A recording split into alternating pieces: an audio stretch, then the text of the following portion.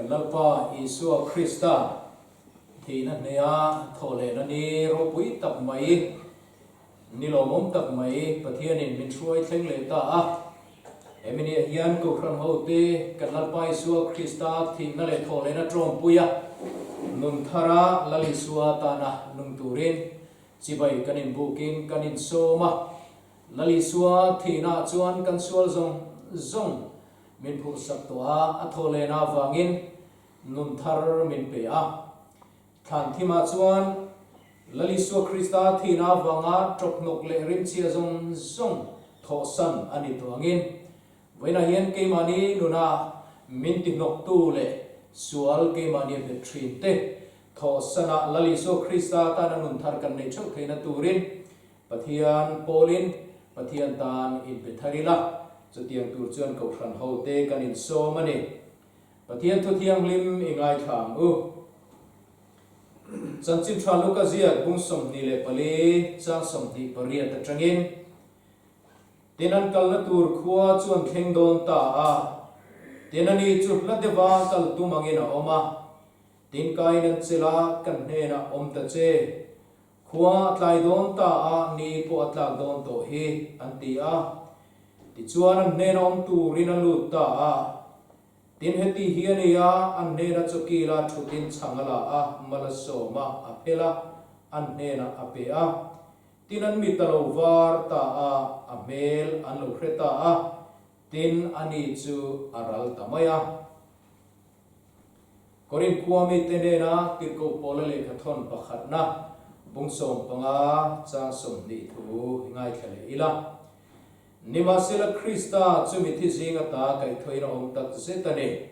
muhil te tho ma Hruaitu alonita lalpana tu thiang lim kan siar te kan zatan balsom ro se amen itong triam u olalpa chunglung ber kan pathian du tak voini lomom tak kan lalpa Isu Krista tinan nia thole na ni nun thar min petura thole na ni Kohhran ho temin suai thena wangin kan lomem ema ine na lom thu soin chibai kan bu ka che lalpa kan pathian kan lali suan kan sual na te purin nun tharin min tho sak to a nikin nia chuan kan la tho vele ang ti kan ria a ti danglam fekin kanom dona ni ti poi thu tangin kan ria ani he khovela la la po hin lalpa khongai takin Krista thole na trom pui turin sual kal san thei turin min tran pui la voina hin lalpa kan pathian khongai takin he thina kan lali suwa thina ta thole na hian kemani nu na harsan na kan nei mek tele ri puya wanga kan lungai na te kan shrem na tele kan tra na la ta po hi beise na nei mel e thar kan mu theina turin min kai thok thewang che voina hin lalpa kan pathian du tak ithu changai thak le zir ho kan chak le mani khongai tekin chutiang turatan chuni chi lo mun thiang limalo ding tur nangin khara win thuam la nama thutaka kanin po theina turin man ro mang che kan program pum pui kuta kan la kan lalpa du taki Isu Krista mingin kan dila che amen le Kohhran ho te hriat tu te pomin hriat tir turin kan ziat tu kan so manga hei hun rei tak chung kan Inkhawm ho thei to ro ba chunga chun kan kal zel dan tu tele hriat tu tul dam te po theya kan ziat tu do so ma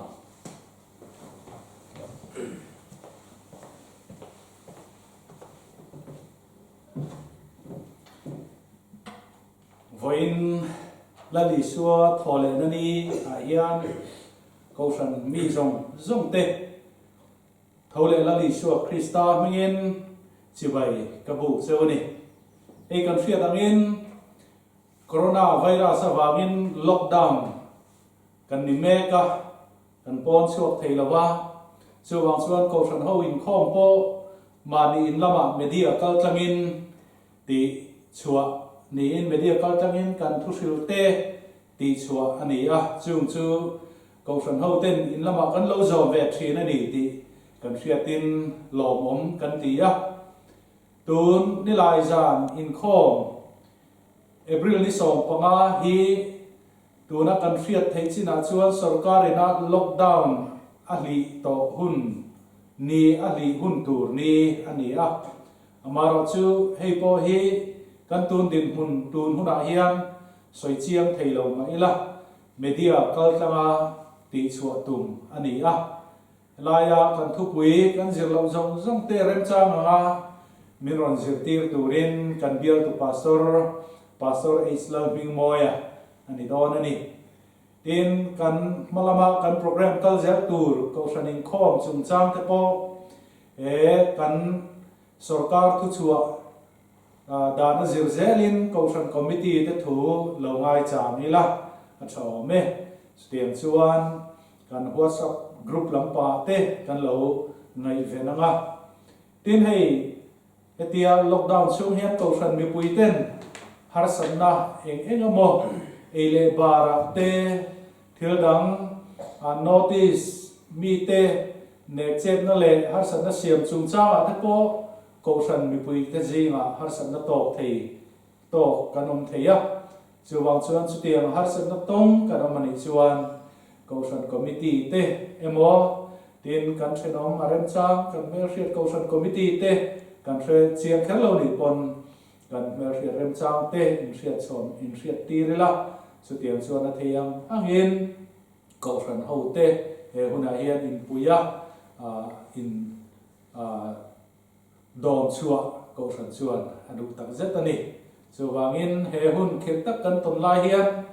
kan rin chan tur lalpa Isu Krista a in thar le ila he thole na hian ring tu te ne na min pe ni ti ria in ne na chu lali suwa wangin acham tu ni theu turin voin thole ni a hian Kohhran ho te kanin ngen thar le ni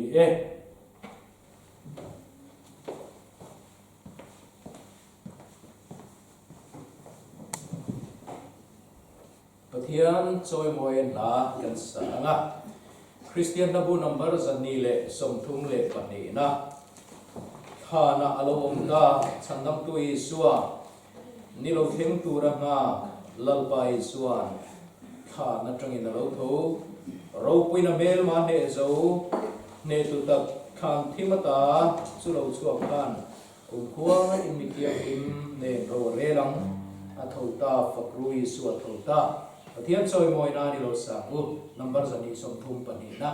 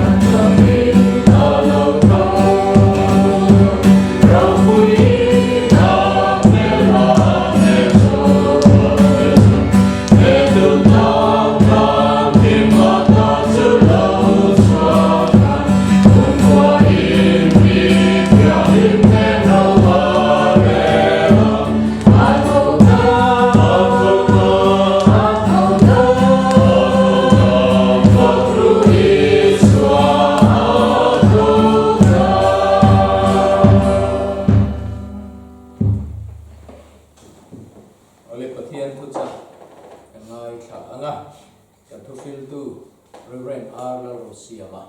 lo so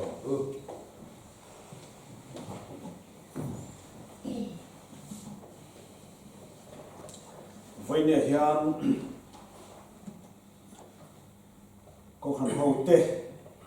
thôi lệ là lý số Christa mình in Java in Dubai kan buộc thằng về lệ chứ này kan ngày tháp tổ trên năng in việc in lama kan Inkhawm thầy đồ vàng in thì hiền lại muốn trăng hiền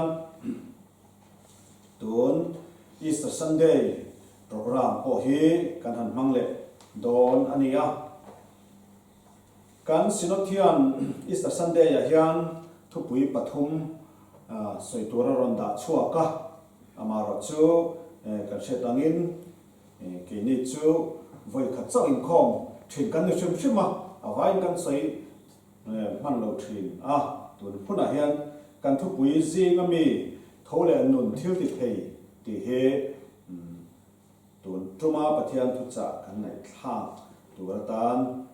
kan thu pui jing ami kan than chu kan ni pathian thu thiang lim lo mai thai la ba tu chang tar lan rom bung ru chang khata chang hian a sei deu lek na a chang som pakhat thleng hianin kan chia ange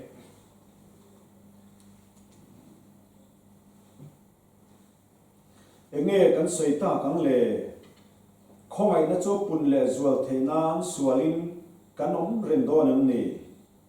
nai lo ve keini sual ko thi to sualin en tin nge kan na nun thei chewang keini zinga krista yesu baptism changa piang ti chu athina baptism kan om tir chelo emani chuwang in athina baptisma kan chanin a hne na phum vein kan om paro puinai mi thizinga ta krista kai thong khan kini po nun na tharin kanom theinan athinan puina ma nen kanin zom to si chuan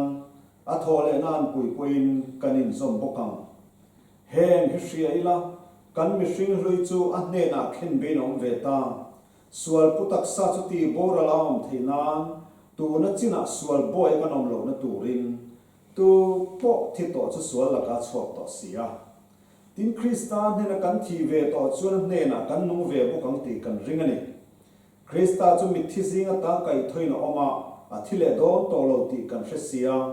thina chuan ma chunga thuan nei to lo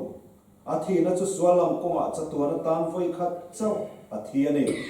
anu nai ro chu pathian lam konga anu ani chu tiang bokin nang ni po sualam konga thi to in ro tula pathian lam konga ro chuan krista isua nunga in ruat ro Philippi bung thum chang ria ta tanga chang som le pakhat thu lo mai thaleila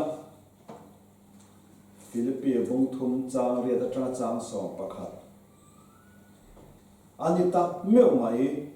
kan lalpa krista isua hriat na ro pui big zia wangin thilang kim po chan na karuat ani ama wangin thil zong ka chan ta feka chung chu nom hne a le ka ngaya krista ka mu theina tur le ma ni felna dana felna chu nei lovin krista rina wanga felna rina wanga pathian la ka felna chu nei zokin ama kaloni theina turin athinan puya thi in ama ne athole na thil ti theina ne atwar na te trom puina ne ka hriat theinan mi thi zinga ta thole na chu ka chang thei hram ma na ti in atu thiang lim kan chia te lalpan Kohhran ho ta na tharin mal min som sa ro se amen mal som na dili ne tong trai mu olal pa kan pathian voinia hian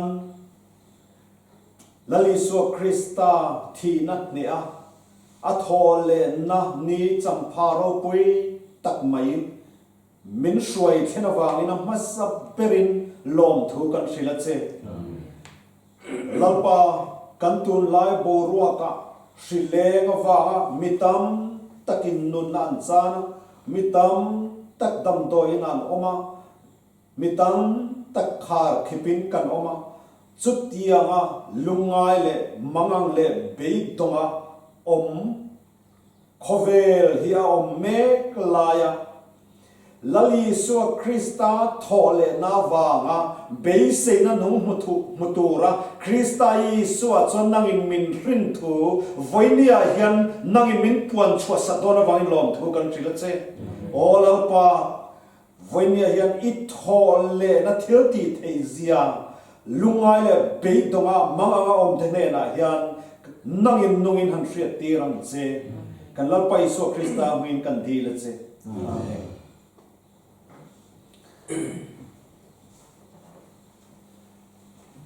Easter Sunday hi lali suwa thole nani champani kan tia ni hi khovel Christian zong te rim nai na na lungphu adia kan chermenina aron chiat chwa tong khanin pola chuanin Krista kha kai thoina om lo chuan in rin chu eng ma lo ani anga in suala chuan in la om reng tinaniang anti phota nima sela antitani nima sela Krista chu mit thizinga ta kai thoina om nge mai mu hil te thok ma roi to lo ni ta tin te ko polan chiang deuh mai lali su Krista thol le na puimo zia le lutzia min shila lali su Krista thol le na voinia champha kan lo thlen hian he thol le na hi ama ring tu te ta na atlu tem em na chan hi kong tam taka soi tu ma se kong ni cho han soi lam sai pakhat na chuanin he thol le na Krista thol le na wang yang tir ko Peter chuan Isu Krista hian se eng azia ka Peter thon khat bu khat chang thuma khan ani chuan a khongai nan na sat tak ang zelin mit thizing ta Isu Krista thol le na wangin be se nan nung muturin min shing lia atien lali su Krista thol le na awang hian khovela sual wa lungaya shilenga wa trapa thina wa mang anga om tetan Isu Krista thol le na wang hian khovel ne na hian be se na nung Krista min siam sat tinania achan chu lali su Krista ring tu song song hi kan thol le vek don wa mani chuan chon voine hian thi na wanga lungaya mituitla trapa omsong zeng song tu lali su Krista hi a thole mio wangin Isu Krista ring tu te hi voine hi lungai top thin mai la kan thole don ni ti bible min shirani lalpa chu fakin om se a padni na chuan he thole na ro pui ne men chan chu Isu Krista thol le na awang hian thol le na thil ti theina ring tu thi pe kan ni ti he ania chu voinia kan thu pui tak tu ra po hi ania kan Bible chira khan Philippi bung thum chang som a khan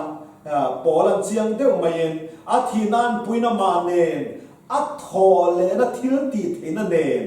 a tuar na te trom puina nen ka ria theinan ati kha a thol le na thil ti theina nen ati lai tak me kha kan chin chia tur te po ani o me le voinia hian lali su Krista thol le na ni champha han khen hian engani lali su thol le tu ka thil khen kha kan thin lunga hian kan rel ro mit tha hian alo lam chuai thin o me lali su kha khatia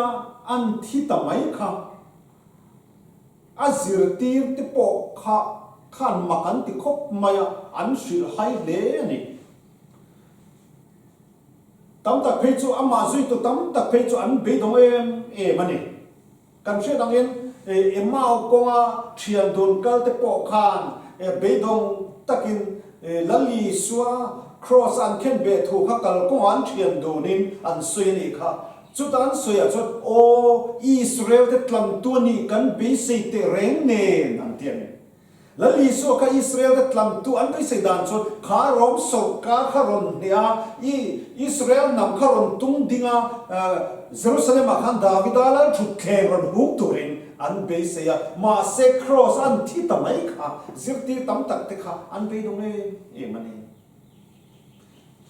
tin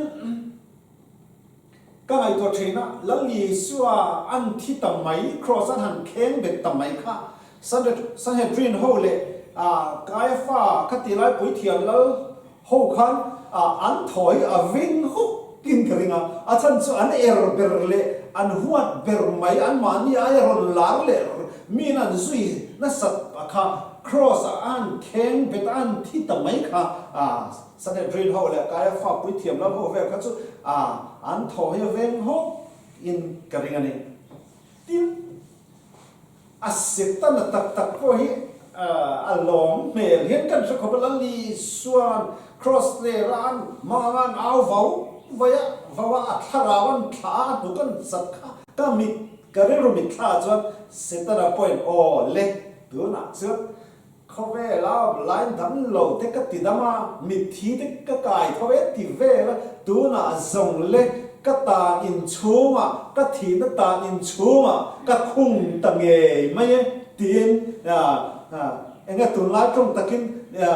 tu na chuan ka thi na ta in chuma ka lockdown ta nge mai ati ka ring dewa chu tiang chon dia ko la Kohhran ti fu ai ti melvia vin karinga kan so en khanin azir ti te nge Kohhran a mai la li so khan a thole tur thu kho alo soi lok to ma se enga mi an shi thiam thelo tat an ri ru khan an ngai to na khan a theng phalo shim chuma chu wang chuan la li so thole tu ka Kohhran marite magdalini te than lama fakal te Kohhran isu kha thole ringa vakalan ni lo marka chin chia dan marka je dana pheichuan tiana in zia ka nisare ni masabera zin taka ni chwa nuin khua chu than chuan va thenga ti than kongka chu lungata than kongka ta lung chu tui nge min lum son sakang tin anin ngai to anin bia an isu kha thole an ringa ni lo la li suwa taksa she rim tui va noi tung khan magdalini te mar te ho pokha an kal ani ni ma sela bible nim shidanin kha ni sare nim masapera khan mar te magdalini te chu khan an va thenga thana ta tume lung min lum son sakang tiani ngai tua buai lai chuan bible van tir ko pani puan mi en khal thei sin an vak muwa ati chuta chuanin anni chuan ti hian an lo shilta engat tinge mi thizinga minung in zon heta om to love a thole ta tin lali so thole thu kha an lo hilani lali so krista kha khaminia khani zirti te point a thole mai kha an ngai tua thiam lo an ring thiam phalo nimma sela pathian thil tum chu eng ma hian adal zo lova a chin na than chin na lung le a char na zong te chuan an dal zo reng lova kha pui thiam laltena veng tu ra rong sipai ho an tir te po chuan an veng ne lova khamitu ka khan pathian chuan ro pui takin isu krista chu tha na chanin a kai tho ta ni chu le ro pui em lan pa chu fakin mo se ona te o chu pathian thil mak ti ro pui le tok mai chu khovel hian angai na ke lova khovel hian a het hiam lova la li suat than cái ngày tuổi là la li suat than lua in ziat chu la li suat than lung ti zong ai hàng ngày tuổi tay la khove la mi ro pui te chu an than lunga chuanin heta hiang chu mi khami chu salani Abraham Lincoln na than lunga chuanin ti hian in ziat on this day in 1865, Abraham Lincoln is laid to rest here. Heni sang kasare songule pangai Abraham Lincoln chu he thana hian zalani heta hian zalani tika athanu man zeka ma se lali suat thana ro chuan zirtirte mari magdalini te fakal chu vantir ko te lali suat thana lo sai chu heta hian zalani ti to lo heta hi ro to lo ti ni chu mole ona to voinia yanine laina te nule pa te fa te nu pui te pasal te cham to in omem kan mangai te an thi hianin kan lunga lega kan khwa hara than lampanga hian ni e than mual lama hian kan hmangai te zona ol thin te ro than mual te kan chei thina ong ve thove nima sela voinia hian he thole na tu ka hian Isu Krista ring to song song te o than lampanga in hmangai te zom to so khata khana nam to lo an thole to Bible na ti ne chu e wa mo Isu ring tu song song te chu Krista roi kai thon ni ya ti ni chu ne cho vang chon voinia hian he thole na tu ka hian thi na wanga lunga ya mangang zong te chunglam enila Krista thole na wangin thi na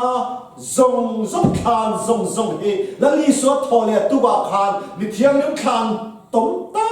ta kai no nga ti chuan mi thiang lim the thara chu kho thiang lim an nu a ti zui ge ne ma thai se ka phei chon chu wang chon voinia hian lali so Krista ring to zong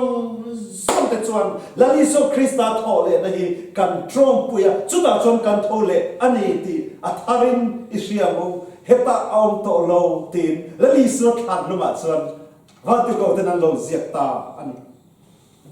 he lali so thole na avang hian thila lo dang lang na sa ta e mai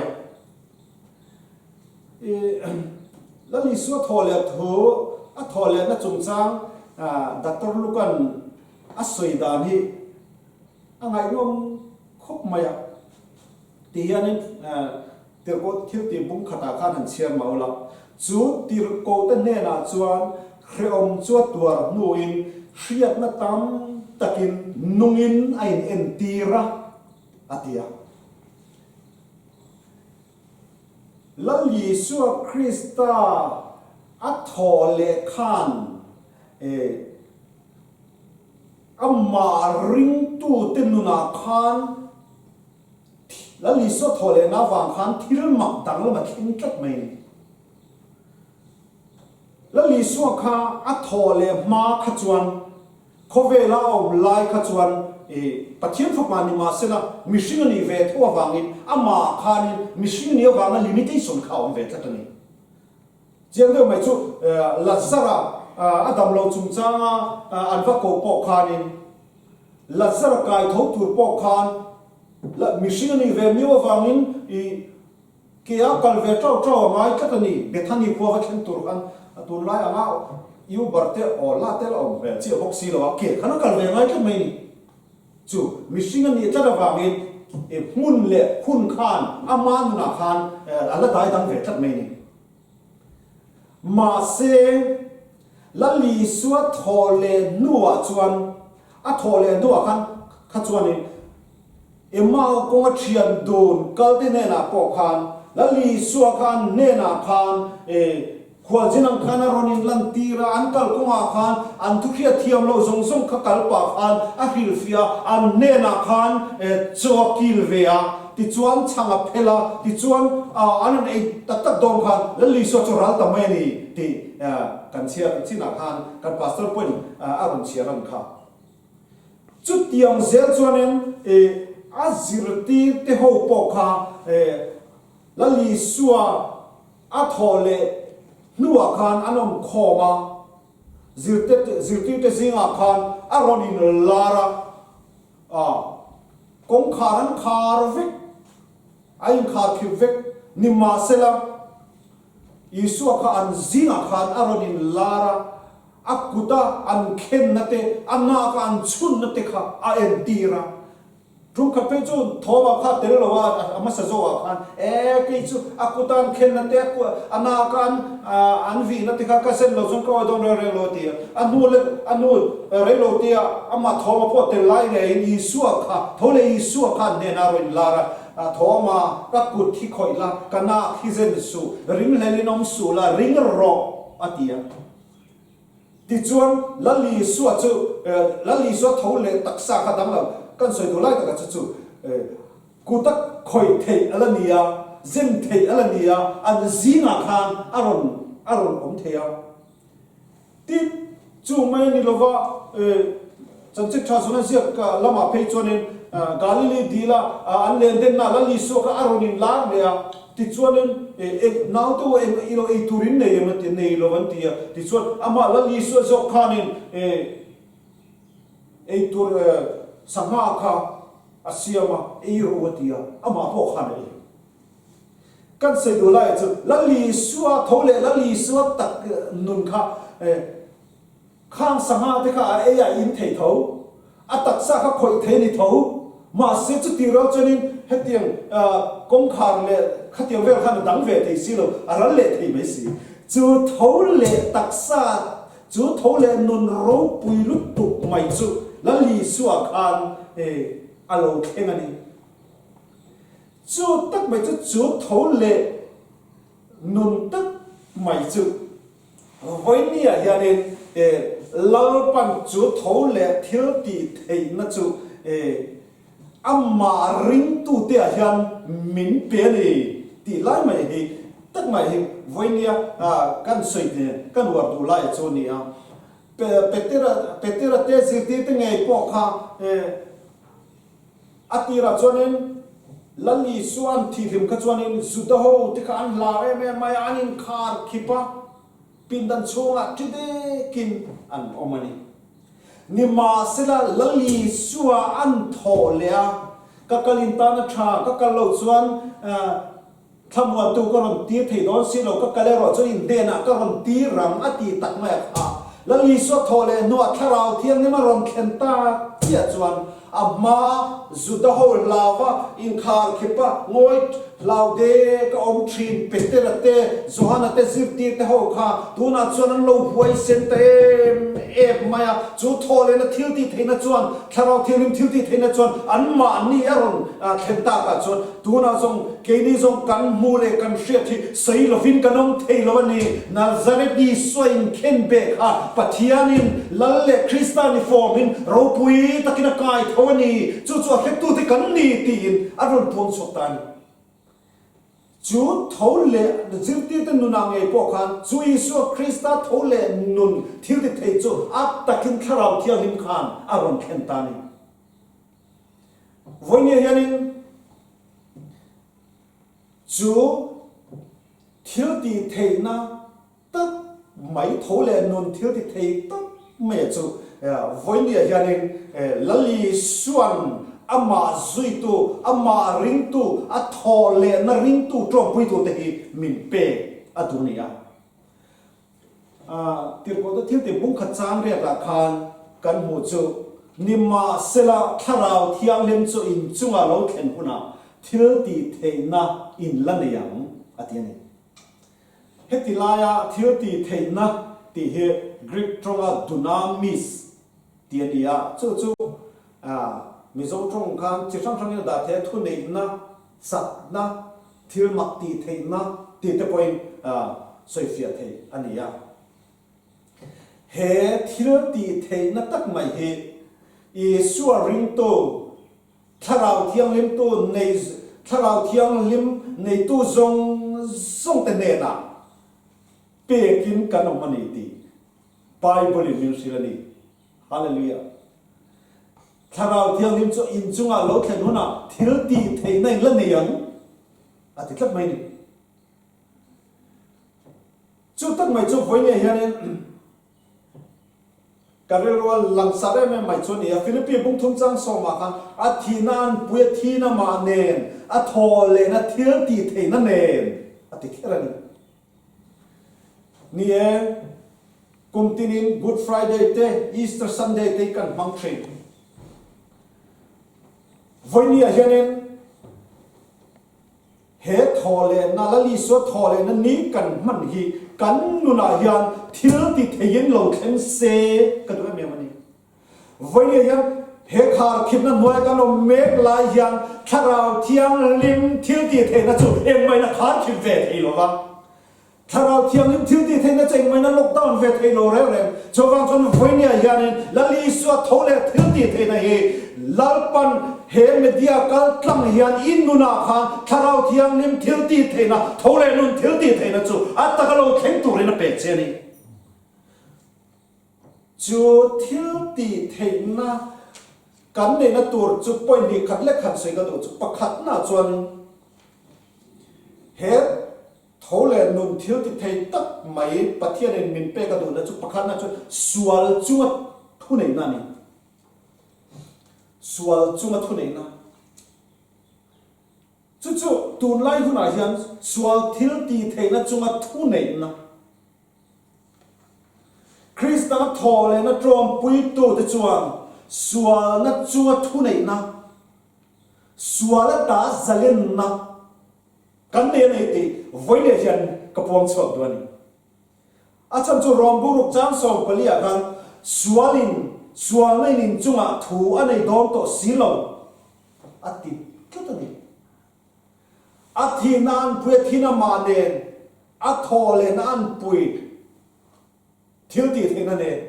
athi na an pui na ma ne kanin zom to si chuan athole na an pui kanin zom pokang heng history la kan mishing lui chu Christa ne na khen benom ta sual putak sa chu ti bora lom thel torin to na china sual boy kanom to lo na turin atiani Yesu Christa thole na chu sual boy kanom to lo na tu sual boy ta kan chuana kanina ania chu wang chon voinen Yesu Christa thole na ring tu song song te ya sual chu thu nei na kan ne ni sual in chu ma thu nei don to lo ti Bible min ti amane cho vào cho nó với nia hiện nay, em tin nghe được không? Genesis bung li trang sariya khan, pathian in, asoi khan, thil iti thật chuan, lomin lo do lối ni cái na chung trang soi khan, iti thật lối lo chuan sual chu kong kabula, abuk reng ani, chunga thu inei tu rani, tilai tất cả cái roi liền khop mày.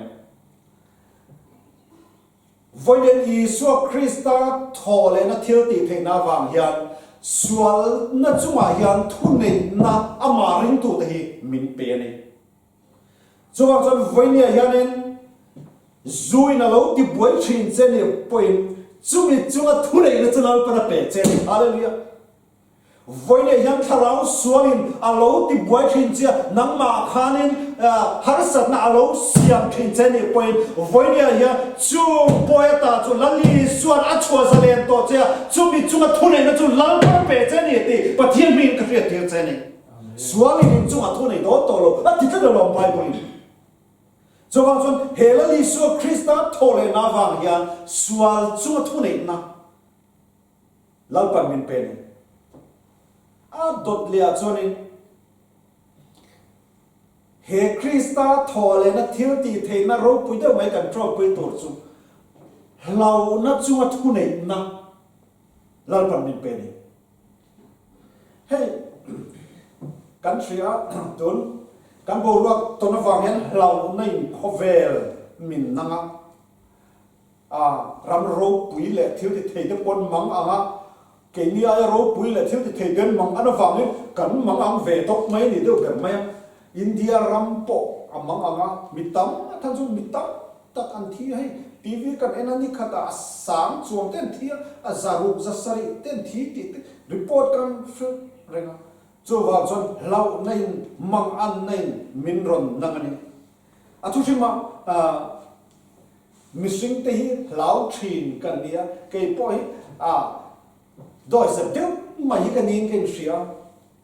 amani chachi than se le lokila ni kum khang kan fa nau pang der he a khape kan saya doctor te khan ka ma ka so khan en tiare ngem sayang ka tia ka so da adar card thuma tang adar card li ver bor hen zai thin dan tang pu chu ni an tia kan han ngak ve tre kan rong bor pui te pastor te la chen ro tha te ne manu kal ve tre dar card li khara la an la zo thu khan soi si lo kan zo ti thina an la zo lo ti zela dar kar nga an ra an la zo te lo me chu mai ni lo e zai na ro chang khanin dim lum te an la ron cha bela tlam man mo to khan tam lok lok an fali be do chu me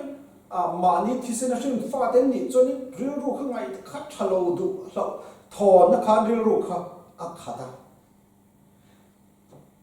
sumi tu tak chuanin ka mobile la WhatsApp pa hianin na huma bung khatang sari hi kan thel pa pakhatin jing chi bai bung nan miron thona na huma bung khatang saria lalpa chu a tha a mang an nia kul ngetani amari na hatu te chu a hria ti chu mi tu tak cham me sei chi ka to mani chu thu tak na huma bung khatang sari chu lai mang an tak ma ko lai chu ka thinunga ron thleng ani chu male lalpa chu tha a mang an nia kul ngetani amari na hatu te chu a hria ani mo lalpa nang ma karin nak ngate mang an nia kul ngeti nia nang ching ying ve ngai lo ke chu ka ging thina ka lau a chang chu ka lau tong thina a chang chu ka tham mong ve thina a chang chu ka hoi sen ve ve thin ma se mo le kai ka lau thong le thin nia mi sing te chu tiang a chang lau thong thin a chang a mang le thin te kan ni ma se lar pa cha ging ve ngai lo lar pa chu tha mang an nia kul pui ngeta ni a ma rin na hat tu te cha hia ona to voi nia he tiang mang an na lau tho na thi na tem min ron nan me lion la li so Krista tho le na thil ti the na wangin la li so Krista rin to chu han lau ve thin mai la chung lau na ne the na chu lau pa chon pekin ka no mani lau pa chu fukin am ro se amen lau na huna ka om min shil ka lau min ne sakta ka rin ve le khomai na du om lo lang ta atiani cho con voi nia hian la li so Krista tho le na awang hian lo na hi ne thei na lo pa min pe to pen na chan Krista tho le na wang hian thiam chan na kan le ni thiam chan tir na rompung li chang som ni le panga chonin ti hian en zeka chui suwa chu kan suala wangin man tiri na oma thiam kan chana turin kai thoin aom poka ati he ye hui e ma he Yesu Krista thole na wanga kan chan hi chu mai le lo pola na soi chun jom zela chu di chuan tu na jong Krista Yesu de tan chon thiam lo chan tin re om to lo Krista Yesu no na thalau dan chuan sual na le thina dan na ta chu mit ti chuak to sia ono to setan he sual khopa amma ring tu lalpa ring tu ti ni tin hian min he thina kan ti dik lo te nang le ke hian kan ti dik sen si lo te ro kan she lo la hian kan lo fol le thina pathian tu kan tu view lai point kan she ke point kan ni ka she lo ka thi ti ka soi lo tu ti ka lo soi la thina ka in sung man lo cha tam o pathian ma yan kan kin lo ne van tam tak em ni tim kan ngai tu ne kan ngai tu lo tok tur te kan ngai tu kan ke ma ni hian sual ni tim ma hian tam ni setan hian eng lai pan dia bole chu pathian mi te hek thin tu khan ya eng lai point min hek thin an nimma sila Yesu Krista thole lal pa wang hian thiam lo chan ka lau to lo ka pal ma oi to eng wangin mo Yesu Krista chu kan sual wangin man tirin oma thiam kan chana torin kai thoina om lali swa thole om na chan kha thia thole om na chan kha thiam kan chana tura thole ni avaro puye vana khian pating lama eng lai po min soi sak torin Krista chu kan ta na tinga ne chungle diablo san kan lau to lo diablo min he thri ma sala min soi sak to thole lompa kan ne ni chu lompa chu fukin nom ro se ona do ta voye yanen a chang chuan ne sual pum na wang ne ke ve me hia pathian vanam po ka kai ve mud lo wanga ke ve me hia lalpan min du to lo wanga tan trust tang kan na kan nei to lo wanga ti chang te hi setana hia a he na thu kha ke ma ni thinunga bok hian aron da le thina lau tho na kan nei train nimma sela voinia hiane tuinia thiam lo chan ti rang thia kha Krista choni sia ani thole ta zo pathian ding la ma min soi sak tu bo khan atiani chuan chu Yesu Krista thole na thil ti thina wangin lalpa hian thiam chan tim na kan lo chang ta ani avoro puye lalpa na thu kan zatan man min som se ro se amen thấu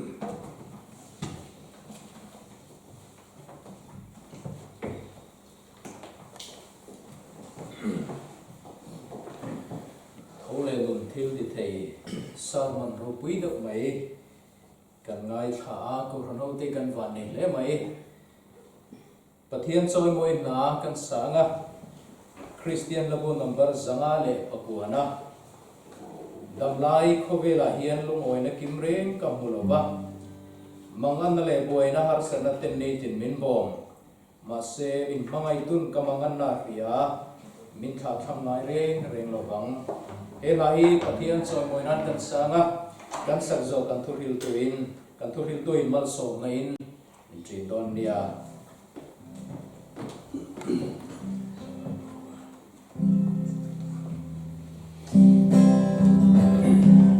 Lai kovela hian lung oi tim reng kam mulha ang tham le boy na har san den din din bo ma se lim ma mai lu ka man na sia in ta nam lai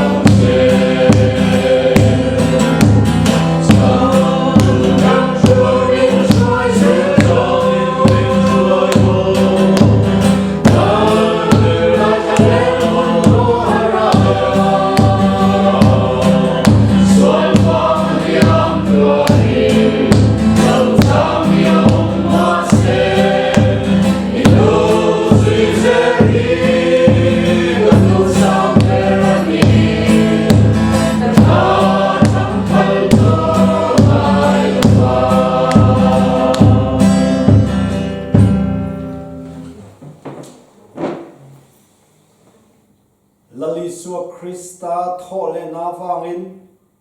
tharau thiang lim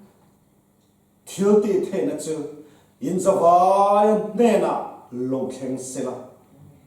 chidi chuan kan dile kan ngai tu na ai na sa zo kamin tho sak thin tu pathian taka chau nena chuan zong zong thangin ro pui na te choi moi na te thilti thena te om sela